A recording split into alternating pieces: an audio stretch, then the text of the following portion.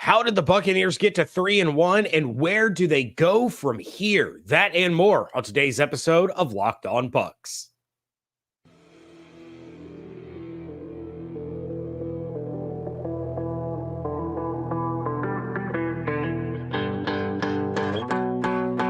You are Locked On Buccaneers, your daily Tampa Bay Buccaneers podcast, part of the Locked On Podcast Network, your team every day.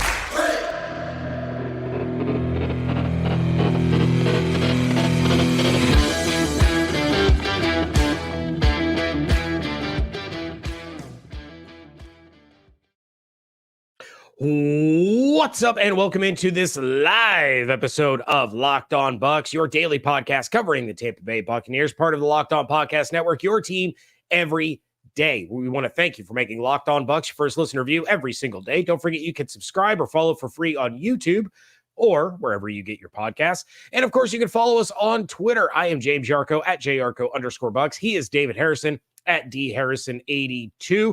We are your credentialed members of the media covering your Tampa Bay Buccaneers. I'm the deputy editor of SB Nation's BucsNation.com. David is a staff writer over at BucsGameDay.com, Sports Illustrated's Fan Nation site covering the Tampa Bay Buccaneers. And we are here with you every Monday through Friday, along with our everydayers, our every livers. And of course, we want to share our appreciation for your continued support of the show. This episode is brought to you by PrizePicks, the easiest, most exciting way to play daily fantasy sports. Go to PrizePicks.com/LockedOnNFL and use code LockedOnNFL, all lowercase, for a first deposit match up to $100. On today's episode of Locked On Bucs, we are going to be revisiting and resetting our team superlatives and our regular season record projections, updating with new information. New quarter, or one quarter of football is in the history books. We've got a whole lot of new information, and we'll see how that impacts the way we see things going with the Tampa Bay Buccaneers. But first, we're going to start off by taking a look back at the first quarter of the season. And James, I believe I owe you a minute to take your lap, buddy. Okay, well, I mean, we'll say it's a half lap, because you go back to our first quarter preview, and you did indeed pick the Buccaneers to start 1-3 before this bye week, having them beat, I believe it was just the Saints, maybe, or it might have been Saints. I had them starting 0-3 and then beating the Saints to end the first quarter of the season. Yeah, so that was rough. Now, I only picked them to start 2-2. I had them beat the Vikings and the Bears and then lose to the Eagles and the Saints before heading into the bye. But as we were, kind of putting this episode together, we kind of realized that both of us pivoted away from those initial predictions. Like you were the first to pivot. Our preview episode, you picked the Buccaneers to beat the Vikings. And of course, I gave you tons and tons of grief for initially picking the Bears to win. You pivoted from that. I pivoted away from the Saints loss. So really, on our game preview episode predictions, we are both 4-0 on the season. So it's not a full victory lap, but let's just say I had a little more faith to start the season than you did. Yeah, I mean that's a fair assessment. You know what I mean? I had some more questions. I kind of took the prove it method. You know what I mean? But I think, I don't want to pat myself on the back, but to my credit, it didn't take long for them to prove it to me, and that's why I went back and kind of changed things. Demon Hunter says he was predicted 4-0. I like that. I like that confidence. So here's something Danny mentions, or not Danny, sorry, Daytona Dad mentions. David, are you moving to Tampa permanently now? So I may or may not have said something on a recent episode of Locked On Bucs referring to the Washington Commanders and how there was no way they were going to lose the Chicago Bears. And if they did, that I would be moving to Florida. I spoke to my wife this morning, and I've gotten called out on this multiple times, which I think is awesome. But I spoke to my wife. That's not happening, guys. I'm sorry. That's not happening. But I appreciate all of you for holding me accountable, because somebody around this Commanders area needs to be held accountable. I'm just going to leave it at that. But this is Locked On Bucs. So we're going to go through the 4 games that's already been played, how this team got to 3-1, and we've kind of themed each game. So James, let's start with week 1, a win in Minnesota. And the way that we titled the theme here is a little bit of a throwback to Tom Brady. Back when he was with the New England Patriots, he started this chant of "We're still here," because apparently he thought that everybody thought the Patriots were gone for some reason, which wasn't a thing. But we are titling Week 1's win against the Minnesota Vikings. Defense is still here. 3 takeaways against the Minnesota Vikings. Yes, Vikings fans, no matter what you say, 3 takeaways for the Tampa Bay Buccaneers defense to get that first win of the season. Yeah, and they set the tone, right? You see it's week 1, there's the jitters, you're inside of US Bank Stadium or arena, whatever they call it. You're in a very loud dome, and the offense is trying to find their way. Dave Canales, as a play caller, is trying to find his way. And that first half was ugly. And it was the defense that stepped up, kept the Vikings, at bay, and allowed the offense to find their groove in the second half. So kind of the early quarter theme that we're going to get is going to be recurring throughout this is it's been basically on the shoulders of the defense, keeping the Buccaneers in games for as long as they have. But that's what set the tone right there in week 1 for the season, was that the defense was going to be relentless, opportunistic, and they were going to take your possessions away.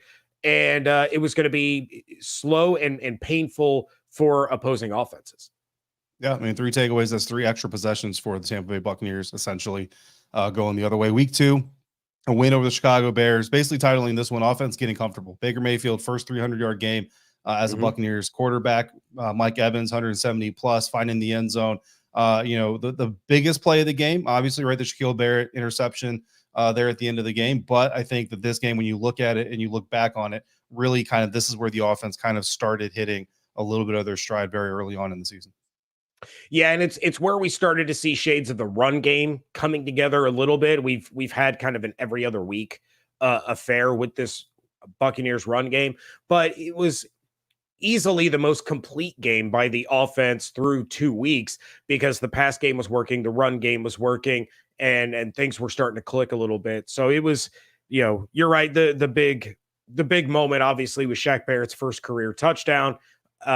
But it was the offense that really got them, in a position to where they could say, all right, we've done our job. Defense, it's on you to put this thing away. Yep, absolutely. Then we go to week 3, and unfortunately, that's the first loss of the season, the only loss so far this season, losing Monday Night Football against the Philadelphia Eagles. And the theme for that one, fool's gold, right? We saw a lot of good defense early on. We saw some good offense early on.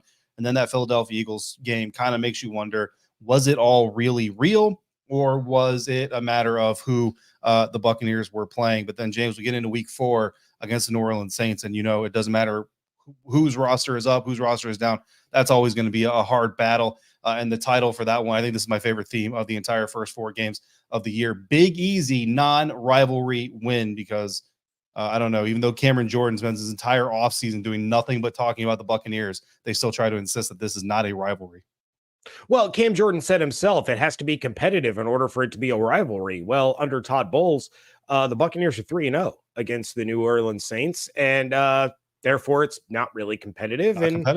It's That's not fair. really a rivalry. The Bucs own the Saints. That is the headline for this one. So, yeah, I mean, that was a big statement victory for the Bucs heading into the bye, and we've complained about the bye being early since the schedule came out. Now you take a look, it comes at the perfect time with all the injuries piling up. These guys can get healthy and come out against a very tough Detroit Lions team next week. So we are going to turn the page to what is the Buccaneers record going to be the rest of the way. We're going to tell you that next on today's episode of Locked On Bucs, part of the Locked On Podcast Network, your team every day. This episode is brought to you by Bird Dogs, and let me tell you, Bird Dogs make you look great.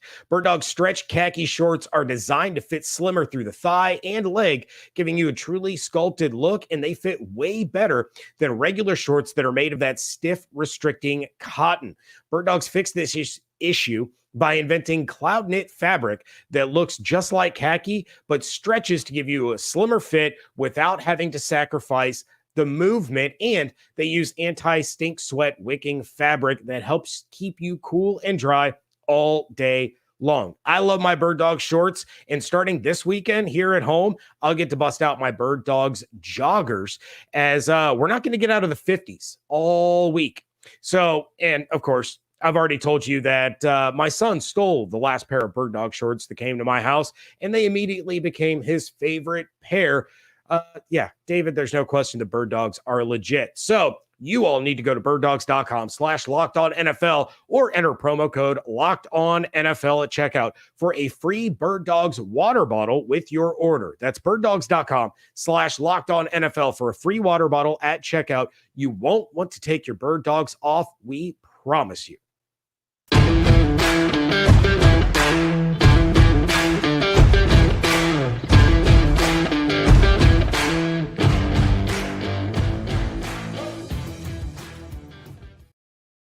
Thanks for making Locked On Bucs your first listen or your first view today and every day. Every dayers, again, big thank you from us to you for coming through on a consistent basis like you do. Football season is here, and Locked On is kicking up our coverage with Locked On NFL Kickoff live every Friday. Locked On will go live at 2 p.m. Eastern, so it's already happened by the time we're doing this. Every Locked On NFL YouTube channel is going to get this episode. Host Anitra Batiste, Jarvis Davis, and Kyle Krabs will break down every game on the NFL slate to get you ready for your team's matchup, your fantasy lineups, your betting angles, and more. Plus, get the in-depth local analysis from our stable of NFL hosts across the country who know these teams better than anyone else. Find Locked On NFL Kickoff live every Friday at 2 p.m. Eastern on any Locked On NFL YouTube channel. And because YouTube is really cool, even if you missed it live at 2 p.m. Eastern, you can still check it out anytime you want to before the games get started. Now, James, we've got to make our projections for the rest of the season, but we're going to start off with the second quarter. Now, as you all know, the NFL now has these NFL teams and players playing 17 regular season games, 18 regular season weeks,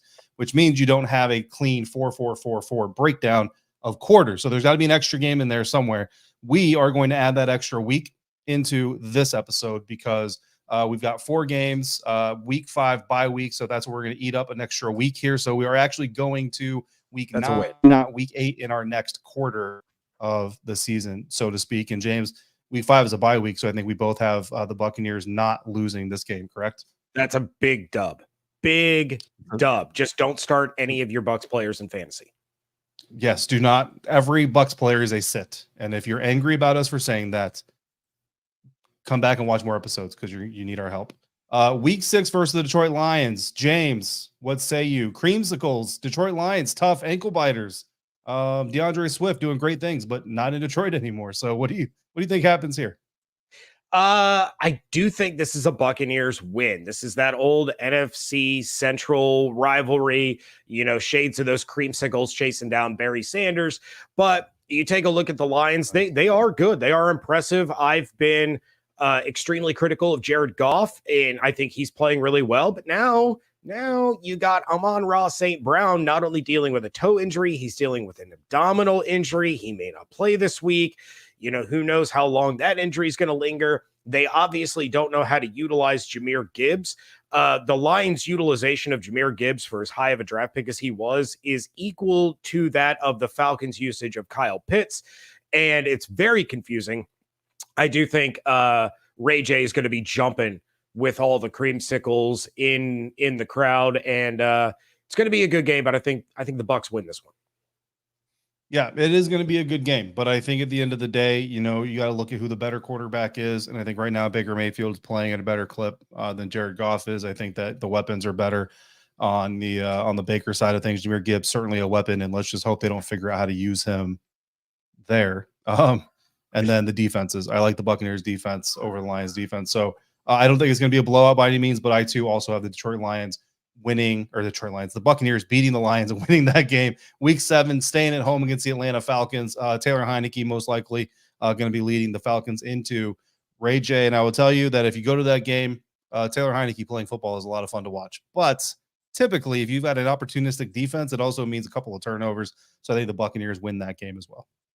Yeah, Taylor Heineke 1-1 as a starter against the Tampa Bay Buccaneers, lost that playoff game on the Super Bowl run, and then beat the Buccaneers out of a bye a couple of years ago in what might have been one of the most shocking losses of the Tom Brady era. But the Falcons stink. Bijan Robinson's really good. They need to trade Kyle Pitts. And basically, other than that, the Falcons stink. Bucs win. That's an easy one. For the Taylor Heineke thing is not a report. It's pretty much been my consistent trash talking to Desmond Ridder all season, is that Taylor Heineke will eventually start for the Falcons. But I mean, hey, it could honestly happen. I know some Falcons fans want it to happen, so we'll see. Yeah, it would be interesting. I still like Desmond Ridder from his time at UC, but he is just not getting it done at the NFL level yet. Yeah. But probably not at all. Coming up after that Falcons game, the Buccaneers are on the road, another primetime game against another marquee opponent, traveling to Buffalo to take on Josh Allen, Stephon Diggs, Von Miller, and the rest of the Buffalo Bills. David, this one's a loss, man. I don't, barring any crazy injuries that may happen over the course of the next couple of weeks, I don't see a path to the Buccaneers winning in Buffalo against that team. Yeah. One more time. Desmond Ridder did not get benched. That's me trash talking. I'm a big Taylor Heineke guy, not a very good quarterback, but he's a great dude. So I talk a lot of trash for my guy, Taylor. That's the only reason that came up. Taylor Heineke is not starting for the Falcons yet, but he very well could be soon. Thursday night, Buffalo Bills. Look, if the Bears can beat the Commanders, the Bucs can certainly beat the Bills. But I'm predicting a Bills win. So that's the loss I've got for this next quarter of games. Week 9 at Houston. Super happy what CJ Stroud has been doing. I'm even happier that I can finally get Bryce Young and CJ Stroud and the teams that they went to in the draft correct after all this time. But the Buccaneers are going to win that game. I mean, that Bucs defense is just too good. And Nico Collins, I've liked him since I saw him at the Senior Bowl, because that's when I can push aside collegiate alliances. But it's not going to be enough. The Bucs are going to get that win in Week 9. Yeah, Houston has been kind of a surprise, and maybe CJ Stroud is going to be the first Ohio State Buckeye quarterback that gets me to ease off of my Buckeye quarterback criticism and truth telling.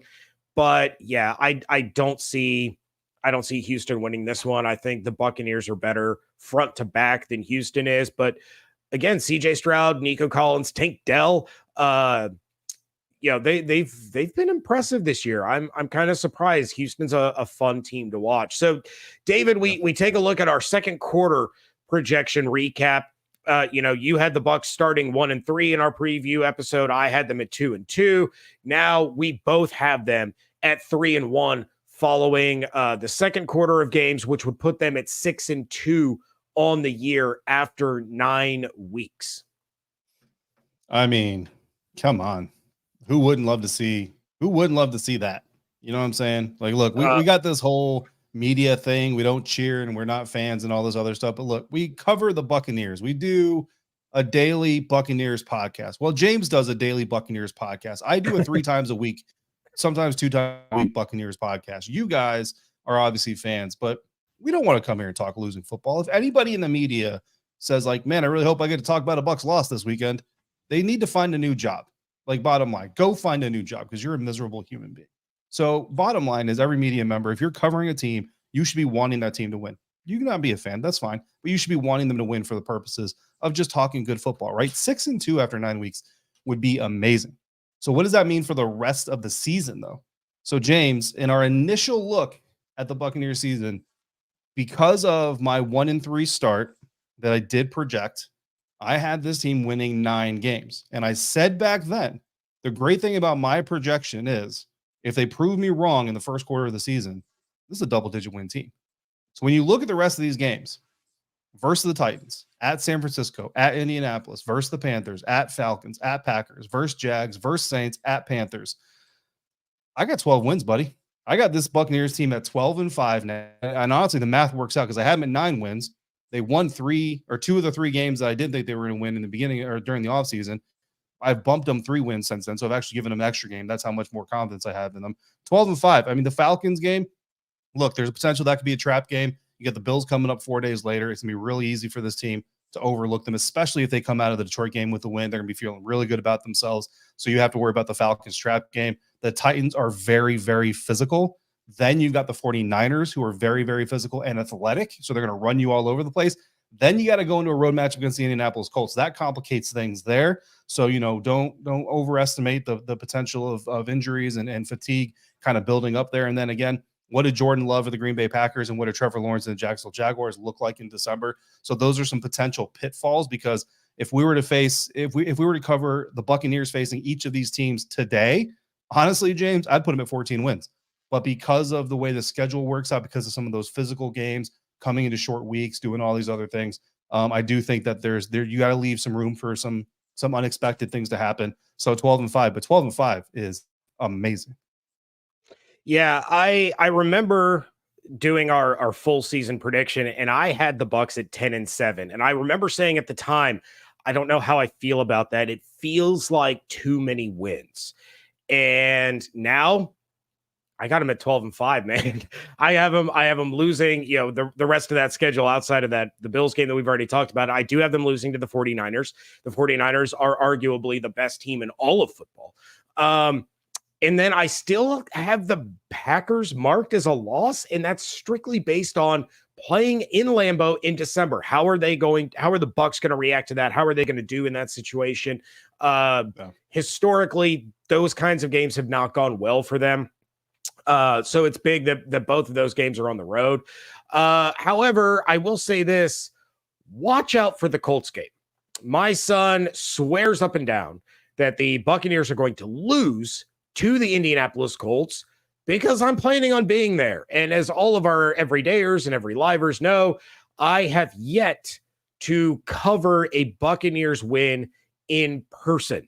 So that could we need to go defund me for James Yarcho. We need to go defund me for James Yarcho to prevent that from happening. So, but yeah, this is now looking back, your 9 wins, my 10 wins for this Buccaneers team. It's like, man, we were lowballing these guys. So it's good things are ahead as long as the Buccaneers can get healthy and stay healthy. But of course, we are talking about games that are happening all the way, in December, and a lot can change between now and then. But David, we've got our records. Now we need to review and reset our team superlatives. That's coming up next here on Locked On Bucs. PrizePicks is the largest independently owned daily fantasy sports platform in North America, and they are the easiest and most exciting way to play DFS because it's just you against the numbers. Instead of battling thousands of other players, including pros and sharks, you can pick more than or less than on 2 to 6 player stat projections and watch the winnings roll in. PrizePicks is really simple to play. I can make my picks and submit my entry in 60 seconds or less. And for Thursday Night Football, David went with Commanders quarterback Sam Howell to eclipse more than 250.5 yards of offense. Running back Brian Robinson Jr., who tanked my fantasy team, to gain more than 65.5 yards rushing. And for Bears quarterback Justin Fields to throw more than half of an interception. PrizePicks now offers Apple Pay for quick and easy deposits into your account this football season. So go to PrizePicks.com/LockedOnNFL and use code LockedOnNFL for a first deposit match up to $100. Again, that's PrizePicks.com/LockedOnNFL. Use promo code LockedOnNFL for a first deposit match up to $100. PrizePicks, daily fantasy sports made easy.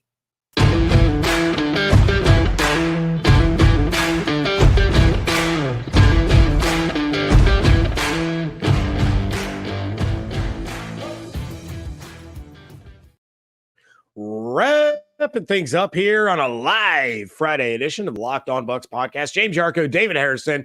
We're taking our victory laps of where we were right. We are trying to correct things where we were wrong, and we are going to take a look at our picks for our superlatives that we did back when we previewed the first quarter of the NFL season. So let's start on the offensive side of the ball, David, and talk about Offensive Player of the Year. Yeah, well, I want to start with Zachary, actually, who's in the comments saying, are we talking about playoffs? Playoffs? Don't talk about it. Playoffs? You kidding me? Playoffs? Yes, we are talking about playoffs. Yeah, Tampa Bay Buccaneers playoffs, to be exact.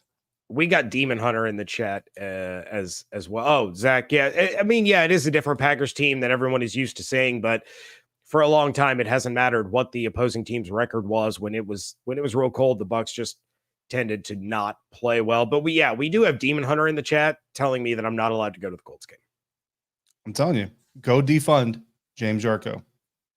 Go defund me. Somebody start that up.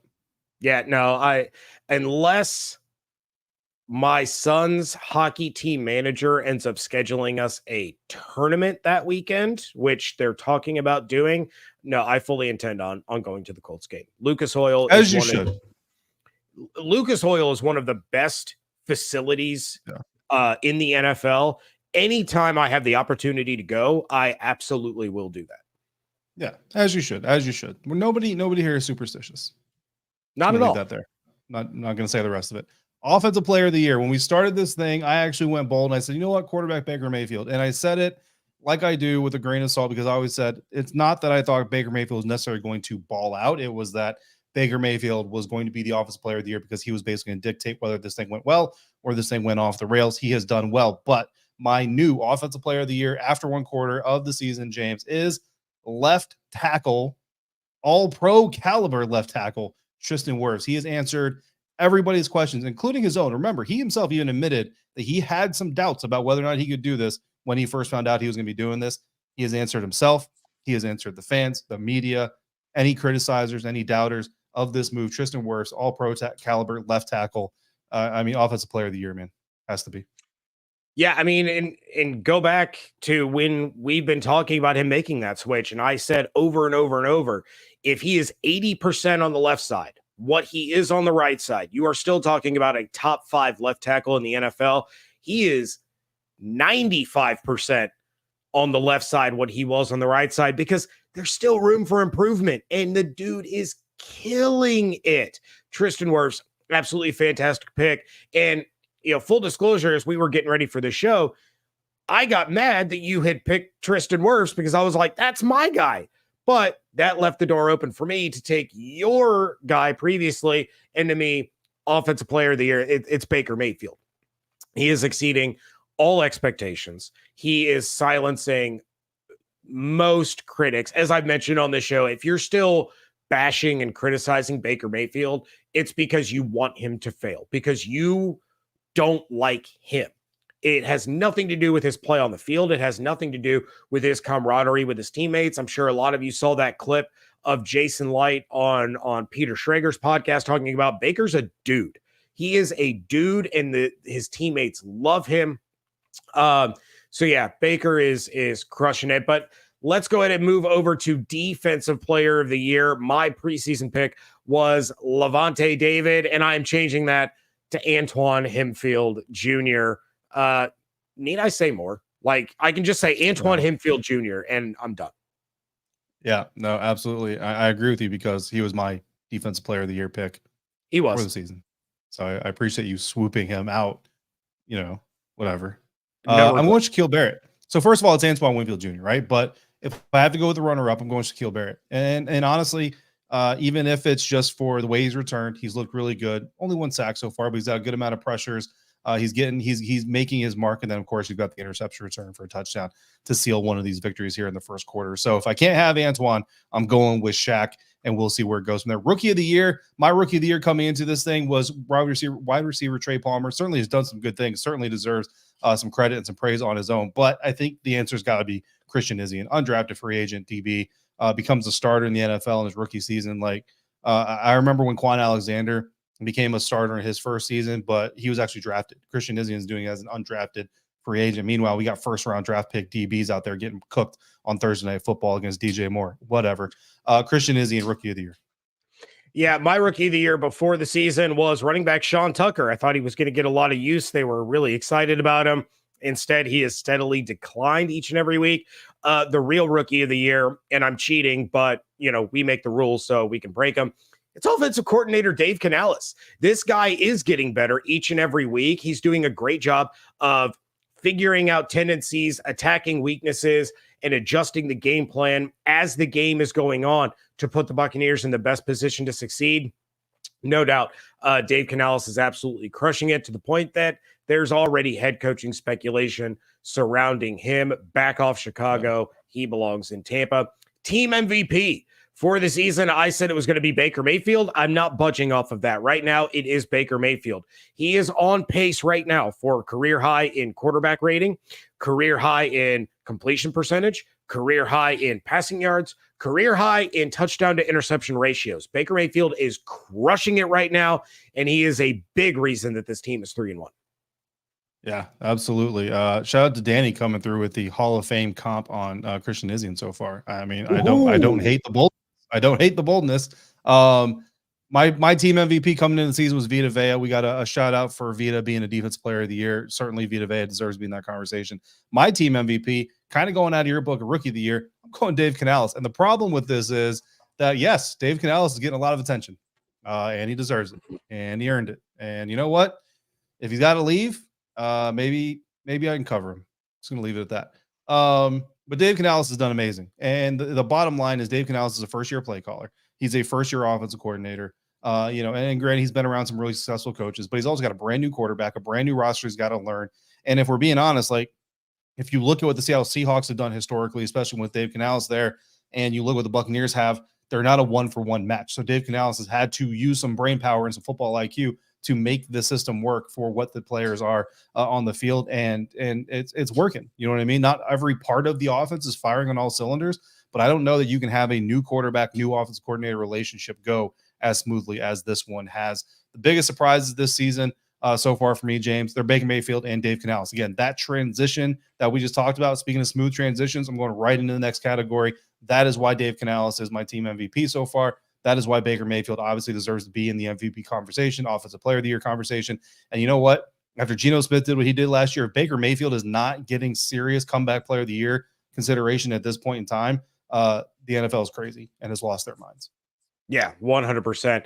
My biggest surprise so far this year has been the defensive dominance. We knew that this was a defense loaded with talent, but you're talking about, one of the best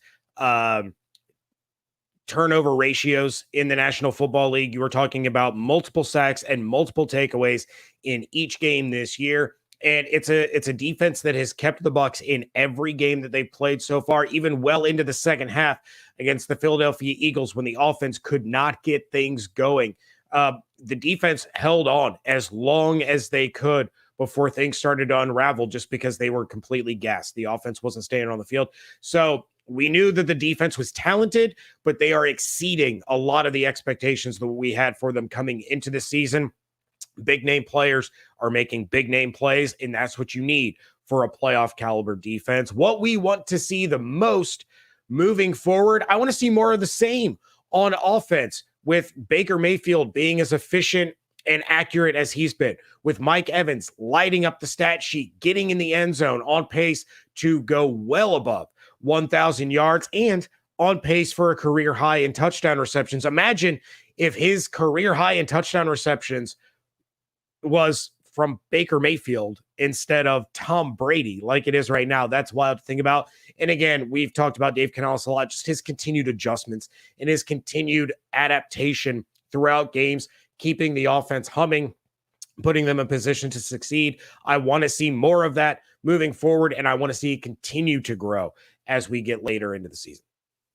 Yeah, what I want to see moving into the next part of the season, G Vegas, stop hacking my Google Drive, get out of my documents. Zion McCollum's continued development as an NFL defensive back. Look, we talked about when he got drafted, kind of warned you guys, like it might take a year, it might take 2 years, might even take 3 years for Zion McCollum to really get up to the NFL speed. I think he's getting there a little bit faster than we even expected. He's not great. He's not perfect. He's not the best corner in the league or anything like that. But right now, he's at the second highest coverage grade of all Bucs players on PFF, best in the secondary, 7 completions on 14 targets, less than 10 yards per reception, 3 PBUs, is tied for the team lead with Antoine Winfield Jr.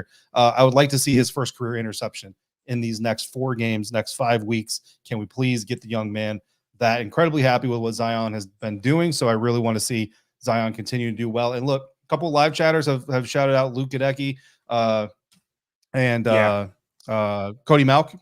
I forgot his name for a second.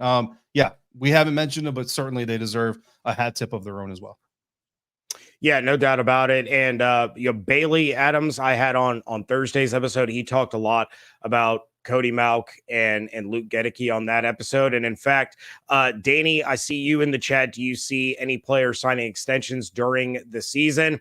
Bailey and I talked about where a lot of that money is going to go on that episode. Make sure you go back and you check that out. But that is going to do it for this episode. Again, we want to thank you for making Locked On Bucs your first listen review every single day. Every day, make sure you are coming back on Monday as we turn the page to Lions week, to throwback week, and we get back into the swing of things as the Buccaneers will return to action. Check out everything David's doing over at bucksgameday.com. Check out my work over at bucksnation.com. Follow everything on Twitter at LockedOnBucs, at JYarcho_Bucs, and at DHarrison82. One more time, make sure you're subscribed to the YouTube channel. We are reaching Derek Brooks subscribers. We're coming up on that 5,500. Get us there, and then you'll know every time we go live, and you can join all the every livers in the chat. Hope you all have an absolutely outstanding weekend. Stay safe, stay healthy, fire the cannons. Thank you so much for joining us right here on Locked On Bucs, part of the Locked On Podcast Network, your team every day.